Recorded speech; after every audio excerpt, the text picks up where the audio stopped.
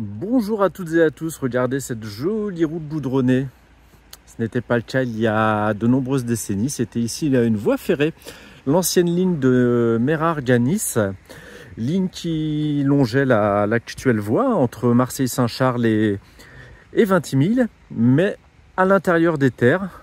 C'est une ligne du centre Var, et donc ligne qui faisait à peu près 210 km de long, qui était à voie métrique, écartement des rails d'1 mètre entre chaque fil de rail, et nous sommes à l'ancienne gare de Aups-Sillan. Ligne qui a fermé en 2 étapes. 1944 suite au dynamitage de plusieurs viaducs de la ligne par l'armée allemande. L'armée allemande, suite au traité d'armistice, enfin l'Allemagne, était contrainte par les réparations de guerre de financer la régénération des viaducs. Mais l'argent, d'après ce que j'ai pu lire, il y a des voitures, hein, a été conditionné sur le réseau routier et non sur le réseau ferroviaire. Une fois de plus, on va être triste que ce ne soit pas le réseau ferroviaire qui ait profité de cette reconstruction. Mais c'est facilement, on peut facilement le comprendre. C'est une ligne qui, lors de sa mise en service à la fin des années 1800, donc 19e siècle, pour parcourir les 210 km de ligne, il fallait plus de 11 heures. Les trains circulaient à une vingtaine de km/h. Donc très peu puissant, hein, des petites locomotives vapeur, des tacos ou tramways. Et forcément, la ligne très vite n'était plus pertinente face à la route. Et c'est bien dommage parce que j'ai longé en partie la ligne aujourd'hui en me rendant à Grasse, en passant par Draguignan et en allant jusqu'à Grasse. Et on voit énormément de vestiges de la ligne, hein, des maisons de garde-barrière, des anciennes gares. Et c'est révoltant, c'est énervant plutôt. C'est irritant parce que on s'aperçoit que la route, on met énormément de temps également.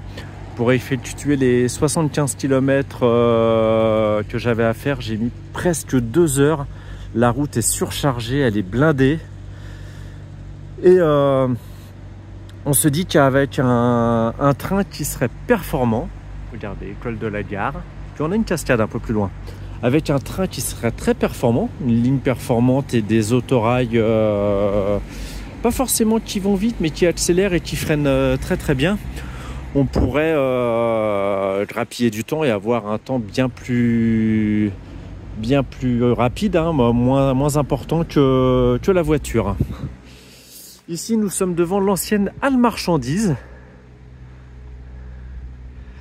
Et comme on a longé le chemin, hein, la voie venait ici et passait entre la halle marchandises et l'actuelle mairie qui est école communale primaire plutôt, qui est l'ancien bâtiment voyageur, l'ancienne gare de la ville de Sillan, la Cascade.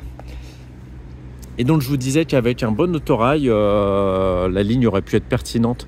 Ce qui a été fait en cours de son histoire, des autorails Renault ABH ont été achetés et ont permis de réduire le temps de parcours. Et c'est vrai qu'en investissant un petit peu plus, on aurait pu dynamiser encore plus cette ligne et qu'elle soit encore plus pertinente face à la route. C'est dommage, une fois de plus. Et je voulais revenir sur un point. Quand on entend parler de 11 heures pour effectuer le parcours de bout en bout, il faut penser à l'exploitation. Les équipes de conduite, il ne devait pas y avoir 150 trains qui circulaient par jour dans les deux sens. Il faudra que je regarde un petit peu l'exploitation, comment elle était réalisée.